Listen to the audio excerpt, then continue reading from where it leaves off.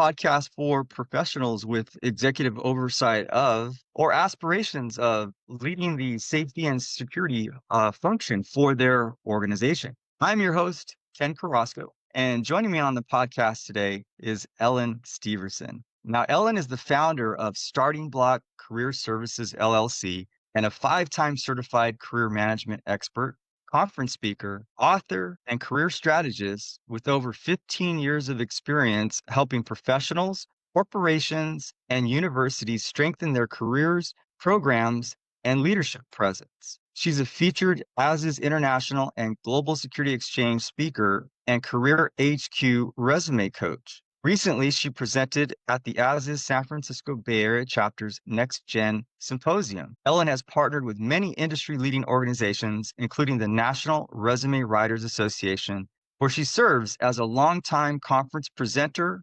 instructor, course creator, and training facilitator.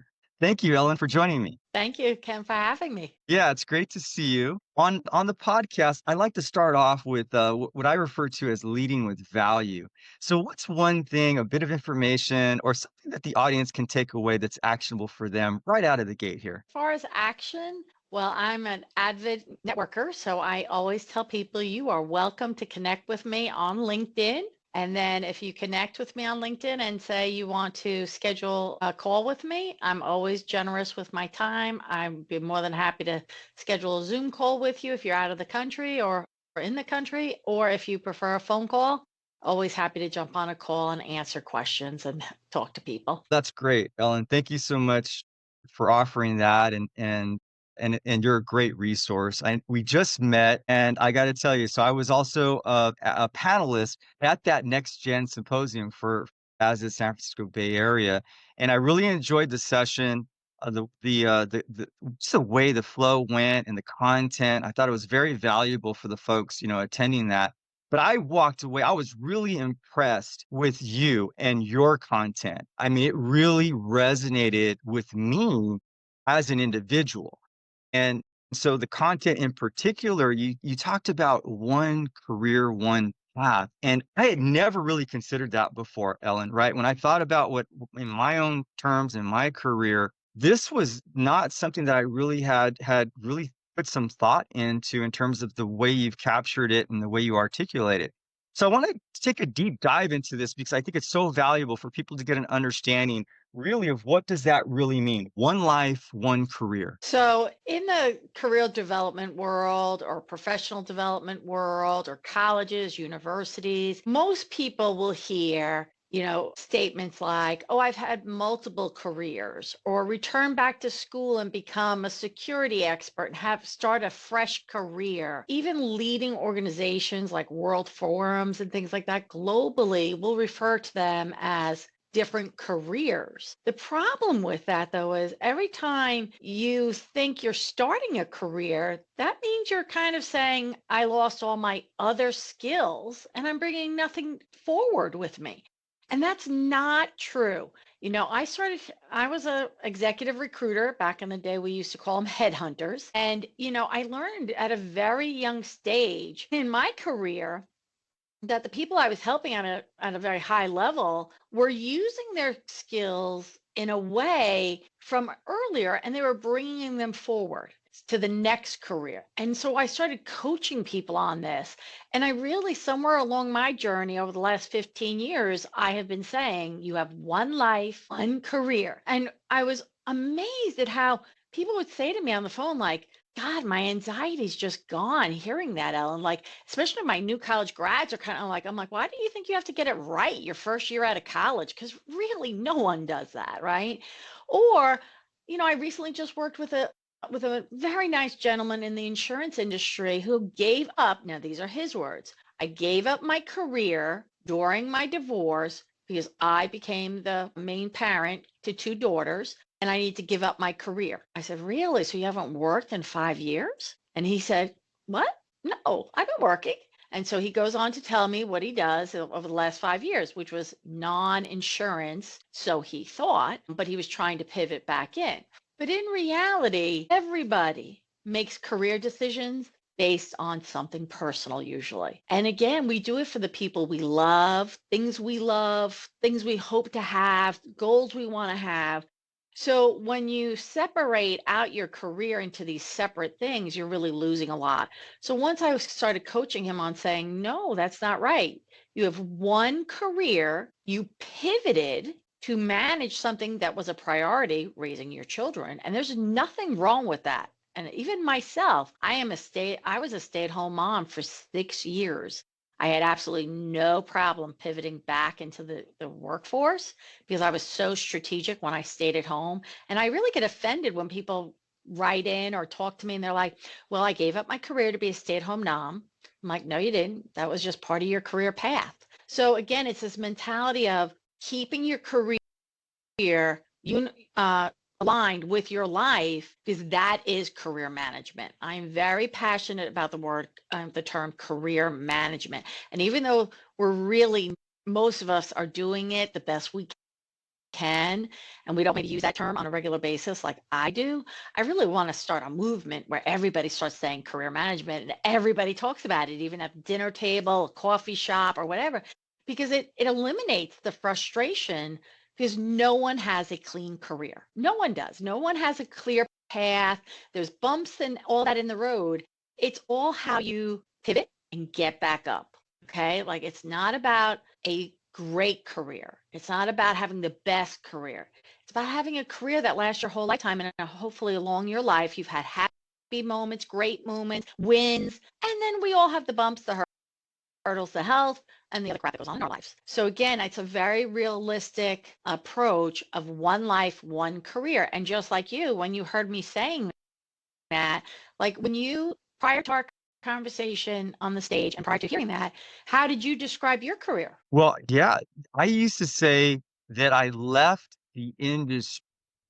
That was the words that I would use because Mm-hmm. I had walked away from my corporate job. This is how I would articulate this. I walked away from my corporate job in 2013 because I wanted to change the quality of life I had at the time. I was traveling 80% of the time. I had two small children, and I wanted to be home. And I wanted to experience some things that were important to me with my family. So I pivoted to acquiring a small business, not in the security industry, completely in consumer goods. It was actually a retail sporting goods store that I had acquired, and I really characterized that point in time because it was almost 10 years that I did that. And that period of time I look at as or had looked at before you and I talked as independent from my corporate security career.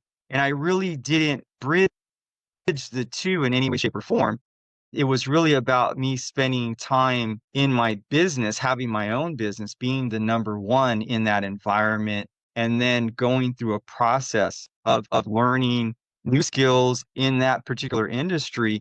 But I never made any connection between what I did for that 9, almost 10 years to what I was doing previously until you and I spoke.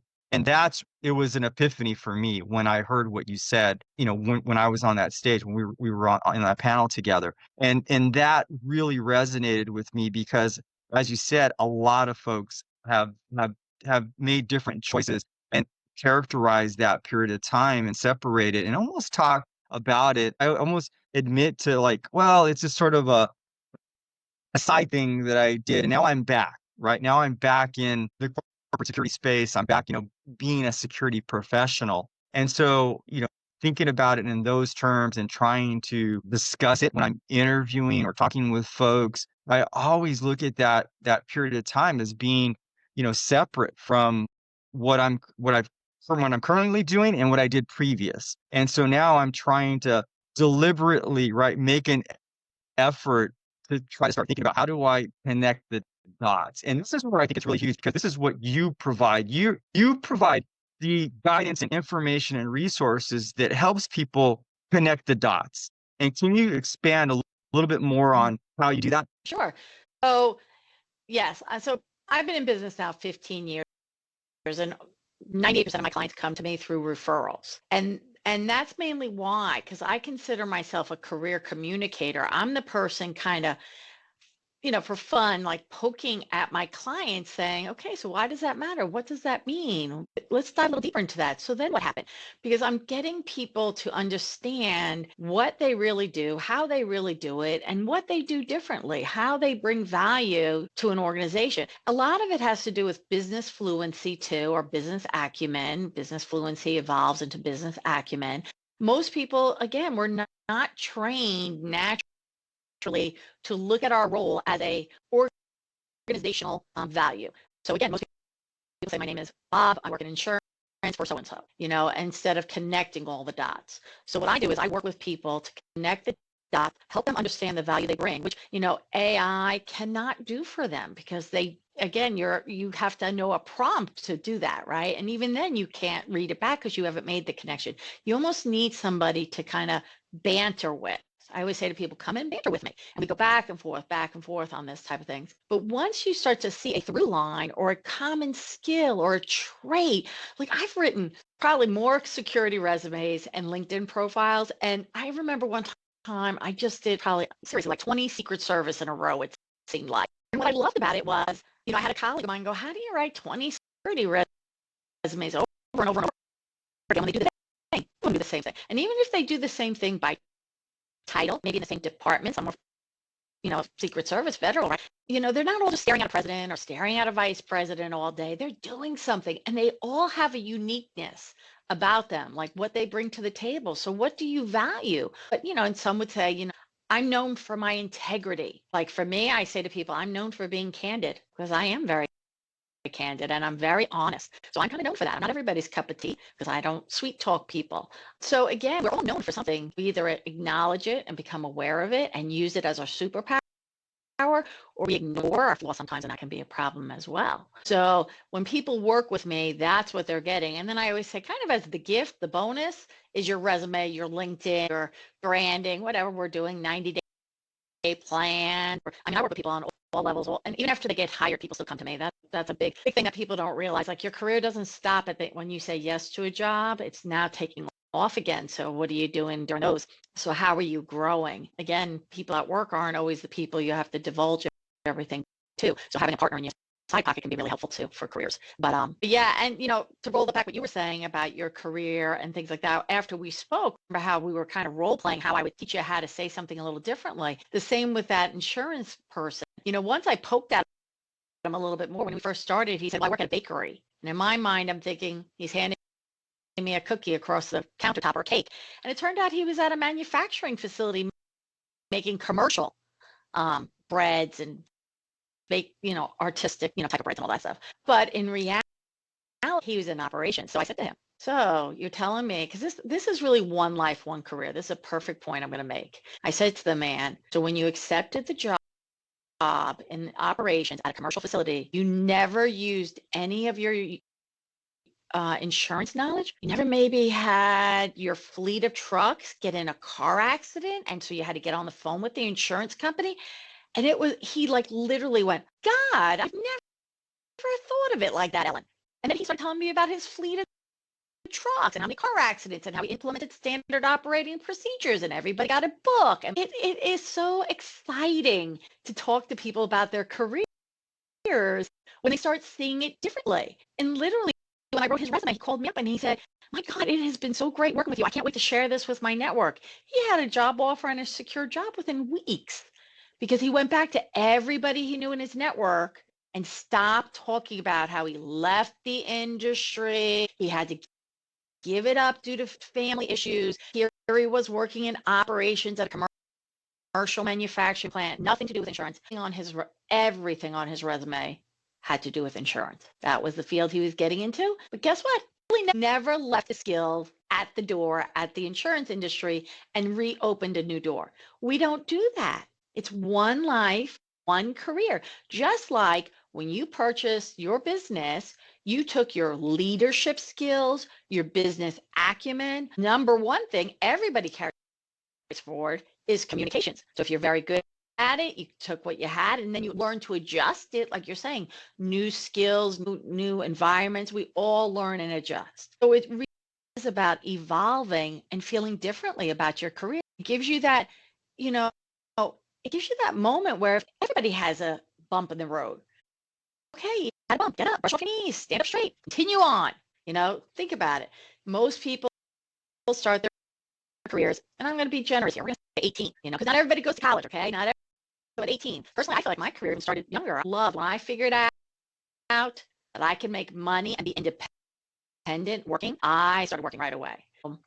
Again, most people work now till what, 67? My husband keeps saying to me, I'm going to work till I'm 70. So I got a long ways to go still. So again, when you know you're doing it over a span of, 50 years, a bump in the road, it's a bump in the road. And when you tell your story like you were, and you were talking about, you wanted a work-life balance, you wanted to do this, it didn't come off as defensive in like an ugly way. It's just that, why do we feel the need to justify what we're doing? And when we justify why we're doing, and you're telling them more personal stuff, you are opening the door to more bias. So again, if you're interviewing, trying to land a new client, it's really about communications, communicating. And I always say to my clients, paint the picture that you can do what you're going for. So even like I was out of Charleston, South Carolina, so I worked with a lot of military people. Again, they see their lives military, civilian, just like the federal government, federal, now civilian. Instead of thinking, okay, how do I show? And over the years, getting military resumes, it's been very rewarding to talk to so many people. And again, as a non-military person, again, writing a resume for an operations guy, when I'm like, well, how are you getting into operations? What do you do as a soldier? And then finding out they have a machine shop, they have a bowling alley, they have restaurants, it's so much fun. And then when they stop saying soldiers and bases and war and writing it like a civilian would understand it, the civilian now can picture you working with them. And that's the exciting part. Because really, at the end of the day, behind every company are people. And people have to bond and connect. And that's what a career really is all about. Yeah, it's really about, for me, it's reframing the story, right? It's really looking at it and stop thinking in silos. It's really about understanding that it's flowing and understanding, okay, how do I retell this into a singular story? I've been telling multiple stories. And so, the career story is, made up of many different, chapters, but it's still ultimately one long career story and one long path.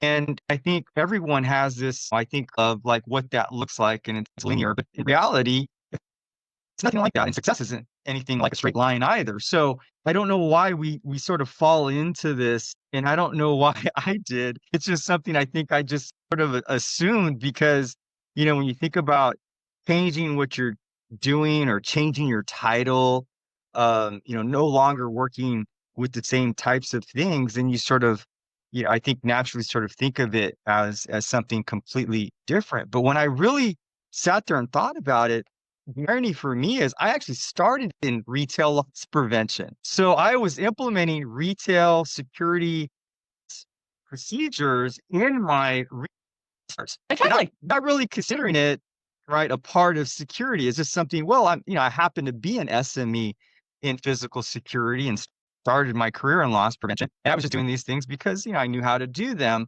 but not really tying it into again, one story. And so when I think about that, and you're right, I took what I learned from a leadership perspective and that transferred directly over to my employees and contractors that I worked for me, in my business, and all of the things that I had developed in terms of, frameworks and how to manage people, and things that I learned in my Cisco days were directly things that I was utilizing in my business. And then the business side of it was very much metrics driven, right? This is similar to what we were doing in corporate security. It's just the metrics are different, right? So you're still measuring your success. You're still trying to implement things to improve process and leveraging technology, right? I implemented new technology in terms of my business to scale. And so all of the things that I had really learned throughout my career, I was adapting and applying in this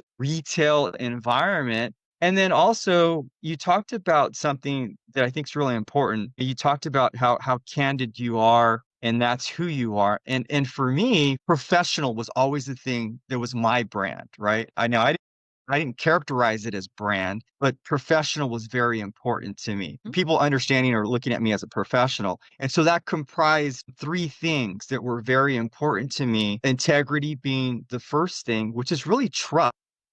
And the second thing being vigilance, which is sort of I have these always on values. And the third thing was performance and excellence. And so characterized by excellence, but it represented my performance. And I always wanted to make sure that I was giving it, my all 100% and it was consistent.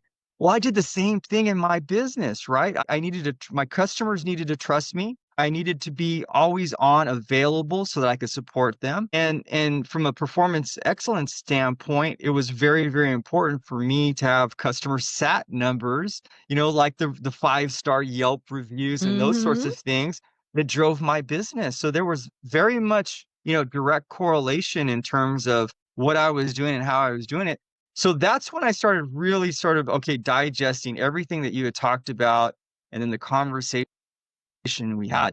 And I think we take so much for granted. I don't know if there are things that we can do that can help ourselves call out these things. So like I said earlier, I was doing this retail business and I just didn't really account for the fact that I was actually implementing security controls in place. I didn't really think about articulating that in my resume or in my LinkedIn profile. Is there anything that you suggest to folks that can help sort of trigger those things in terms of how they're evaluating these to because like you pointed out to that insurance professional, did you have any accidents? And then all of a sudden it triggered all of these things and he's like, well, yeah, of course I did. I know you would think it's sort of almost self-explanatory in terms of what you're doing, but we almost turn certain things off when we get refocused in a different area, and it's not so easy for us to really make the correlation guidance. One, I love the fact that you use, I call it SME, subject matter expert, because I always tell people you have to be a career SME of your career. Like I can say I'm a career SME, and people say, well, of course you are, Ellen. You run a career management firm. No, I'm a career subject matter expert of my career. And that's what I want everybody to become of their own career. So when you're asking me, well, how do I correlate and how do I know? So I will say, working with a career expert like myself, I know a wide range of jobs, industries, sectors. Sectors are different than industries. Industries are something else. Then you have companies.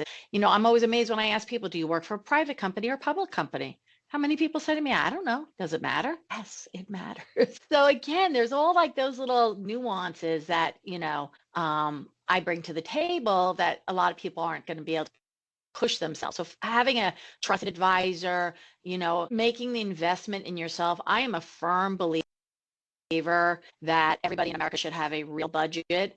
And, we put food, clothing, housing, whatever on our budget. What line on your budget says career management? Love Because that. people who are going through life with not thinking about finances to upskill, reskill, and evolve skills, which are all three different things, again, you can't rely on companies to do that for you.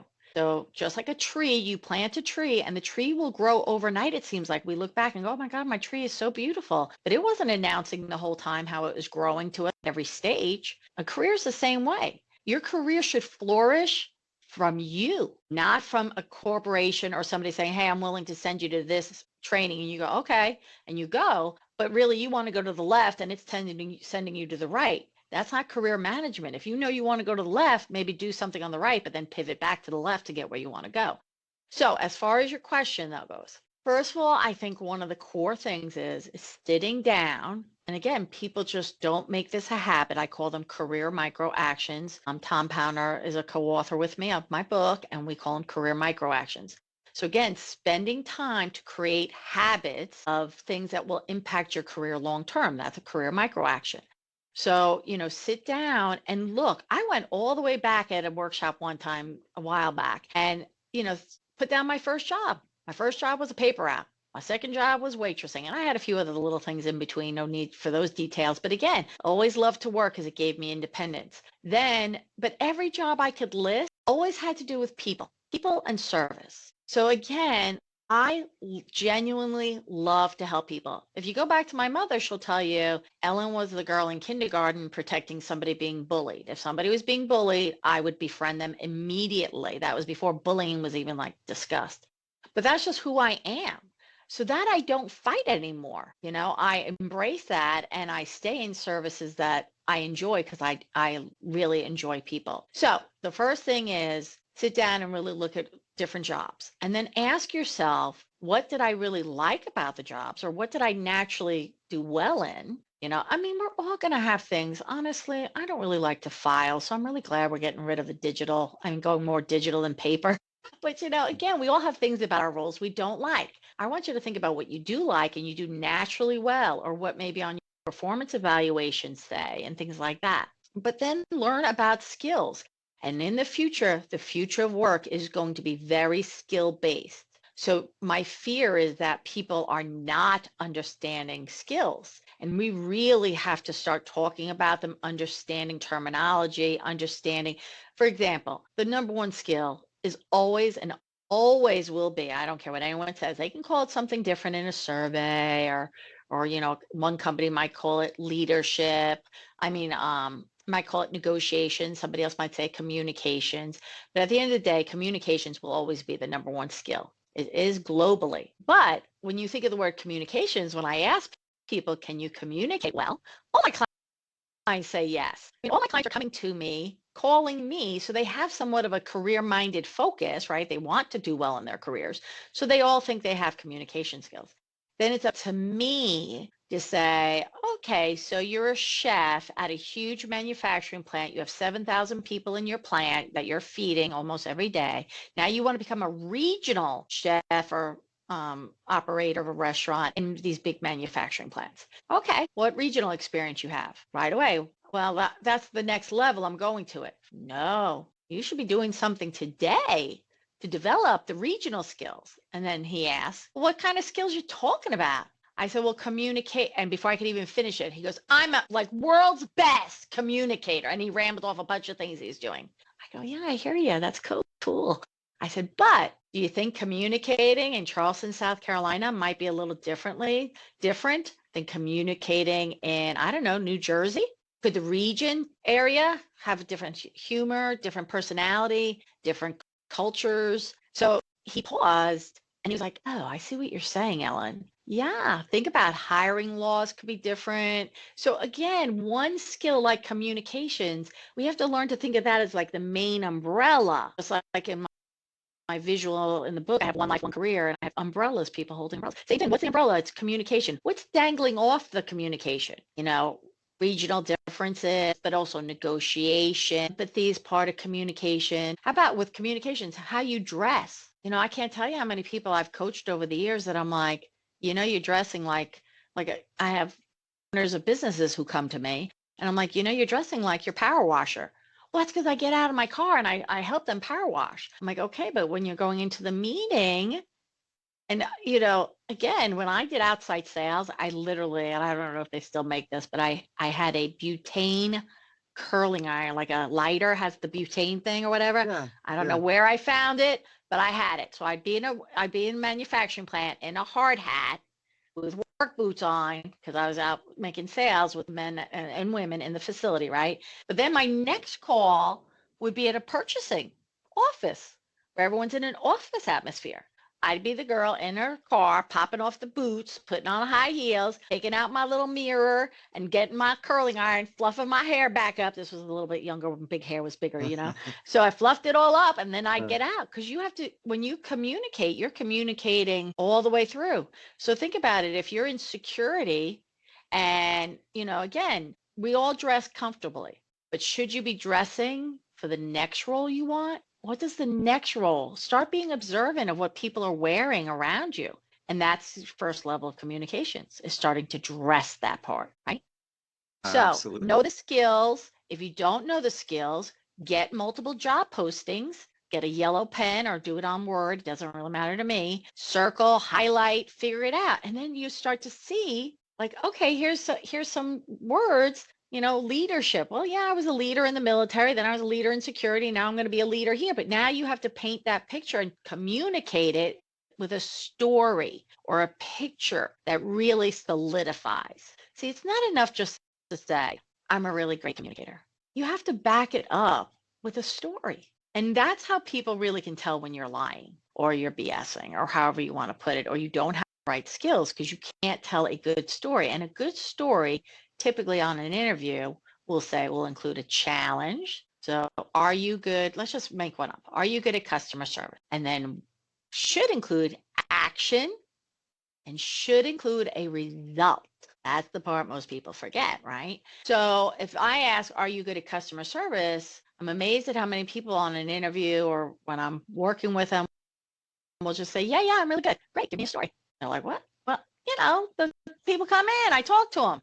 And they're looking at me like, what else, Ellen? And I have to say, that's great. Let's take it another step further. Do you know any customers by name? Well, of course I do. Okay. That's another level. What else do you do for your customers? Do you follow up with them? Do you call them? Do you know them by name? Are you emailing them? And then all of a sudden the story elaborates, and you can't ramble in an interview. You can't ramble when you're networking, or you shouldn't. So working with somebody like me to hash out your stories is then how you develop a brand. You develop your communication skills even more working with me if I'm teaching you how to communicate. So then on the future, when somebody says, well, how are you with communications? I can say, I love communicating. It's part of my daily job. And what I do is I have 700 different clients. I obviously don't speak to them all every single day, but in the course of a month I do. I know them very much by name.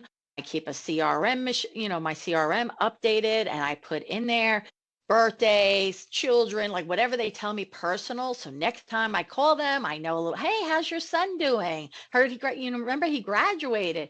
So that's how I do it. And then because of that, I have been ranked #1 in sales for the last 3 months. So there's my result of my communication skills. So does that make sense? Like how to kind of map it out by using job postings. And there's ONET Online, which is ONET online.org, is the government's largest database. I love that database, and I'm shocked when people heard of it.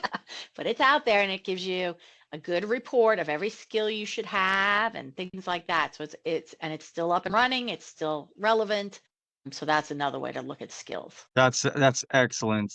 Excellent guidance, Ellen. It's one of those things that, and I actually communicate to folks about, especially in responding, having, certain formats. And I know there's a bunch of them out there, STAR and various ones. But I think what's most important about what you're saying is making sure that how you communicate, that story has to have very specific elements to it. It has to be effective, right? You can't just communicate a story, but it has to have these very specific elements so that people understand and have an objective in terms of why they're telling that story, and ultimately how that person's going to receive that information and understand, what your skill is. Well, you have a whole host of suggestions. You're an author, you've written a book, co-authored a book previously, but you have a book that's coming out. And I know it's something that you've been working on for a while now, Working to Winning, Proven Career Management Strategies to Boldly Shape and Strengthen Your Future. I believe if I've gotten that title correct. Did I get the title correct? Well, the title is definitely Working to Win.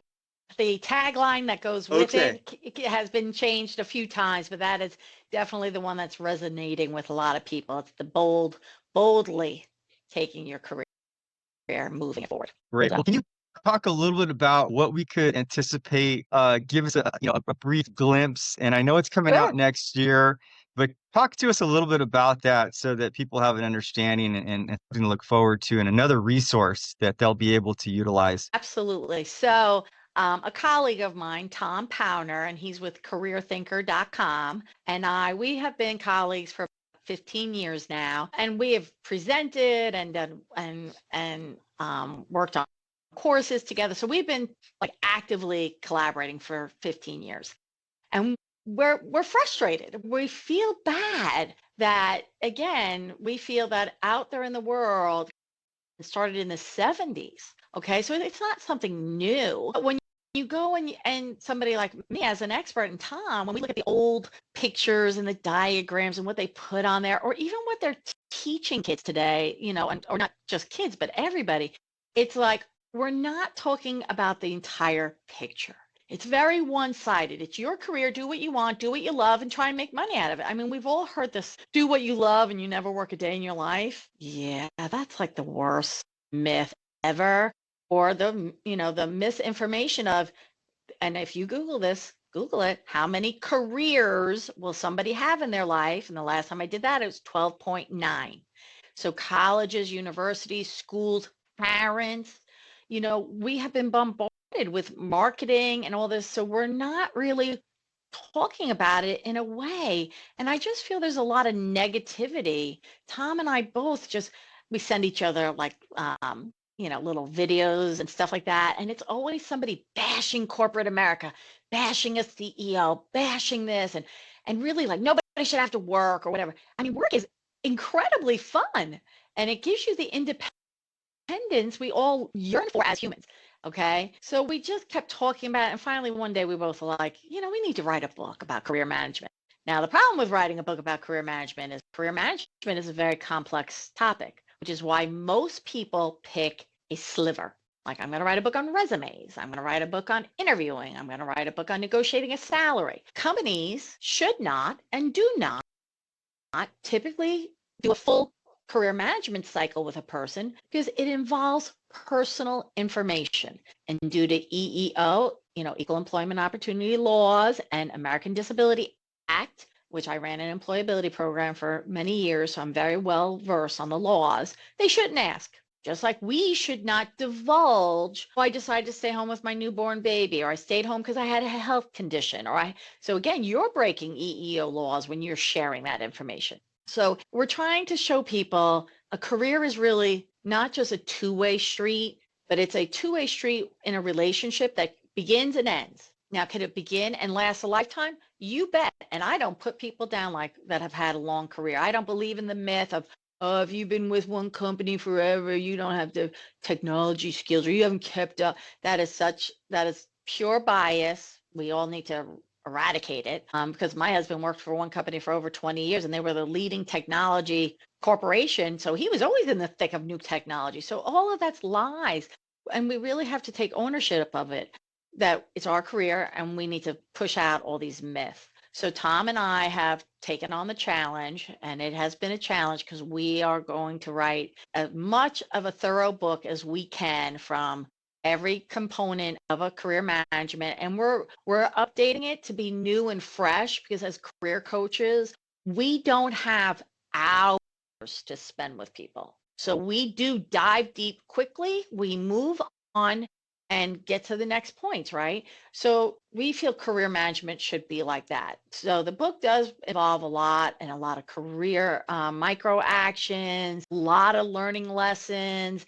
But we're creating a book, and we say this, it's a guidebook. We don't want it sitting on your shelf. We don't want it getting dusty. We want you to carry it around and open it up and write in it, or, and hopefully one day maybe we'll have a workbook, a companion with it. But it's something that, we hope parents will talk to their kids more about, and really move it forward. But really, I want people to be in a coffee shop talking about careers, and not dogging. And don't get me wrong, like, everybody should have a moaning and groaning group. I know it could be your parents, your best friends, your spouses, but make it no more than 3 to 5 people. That's it. 3 to 5 people, moan and groan all you want with your 3 to 5 trusted friends or colleagues. But then when you're on the internet or you're in a public place, and by public place, I mean anytime you're with another person, 2 people is a network. 2. Don't sit there and dog yourself. Don't sit there and go on and on and on about a reduction in force where you got laid off. It's tragic. And trust me, my heart goes out to people, and I'm the one who has to bring them back from that. You need time to get through being bruised, and mourn, but find a group of people you can do that with. But then you have to move on, because if you really want to bounce back and be resilient, you got to get back in the seat and say, hey, great opportunity. I am now available, and here's what I do. I do X, Y, and Z. I'm looking to work for these types of companies, things like that, so that when people walk away, they go, wow, that was really a positive experience with that person. Not, oh, that poor person's down in the dumps. I feel so bad for them. But guess what? They can't help you. They don't know your skills. They don't know what you do. They don't, and don't even say, I'm looking for any job. That is not true. No one should be looking for any job. You're in a phase, what part of your life you're in, you probably have a type of job you need right now. So again, hunker down, spend some time with yourself and figure out and ask yourself. So we talk about assessments a little bit, then we move into, exploring options, and then we move into relations and relationships and connections and networking and what that really means. Like, I'm always amazed. Tom and I we've bantered a lot over this book too, and we both have learned from each other a lot. Like, Tom definitely in the beginning thought one life, one career. He's like, what are you talking about? And he was taught the same way. And he was in like 3 or 4 different industries. So he had to really, but now he's like, Ellen, I just love the reactions over the last couple, because we've been doing this for a couple of years together. My clients are really just, the light bulb goes off, right? That's one life, one career. So, and I've learned so much from him, but it is a book that we want everyone to understand. Companies, we hope maybe companies will gift them to their employees and have better conversations and say, we'd love to have these conversations, but that goes against EEO laws, instead of avoiding them and leaving people frustrated or saying, this can't be discussed here, but guess what? You have a benefit in HR, and you can use your assistance program through your HR department and redirect them. So we're just trying easier, in an ending way. We all usually start work very locally. Maybe your first job is babysitting or paper route or whatever, right? A local fast food joint. But then in today's world, sometimes it gets bigger and now you're regional. And then sometimes it's a state job. You're working with a company with multiple, locations within a state. Then it became national. Okay, so now you're at a national level. Today, global. So all of us have to start thinking, how do I compete at a global level? How do I network at a global level? I've only had one person and I met him at GSX a few years ago, one of my favorite people. And, he was the first one who ever said, okay, you've now taught me some more about networking. And this is what was going to be my point, is everyone says go networking, but nobody really teaches it like I teach it. It's not enough to say go networking. It's what does that mean? What does that look like, right?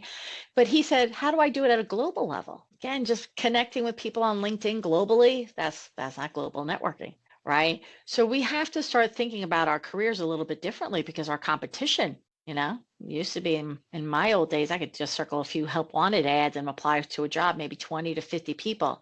Now they're getting 4,000.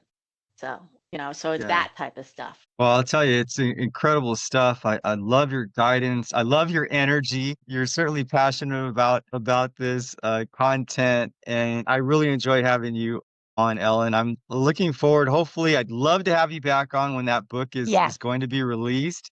So I'm looking forward to that. So, if you would come back, that would be awesome.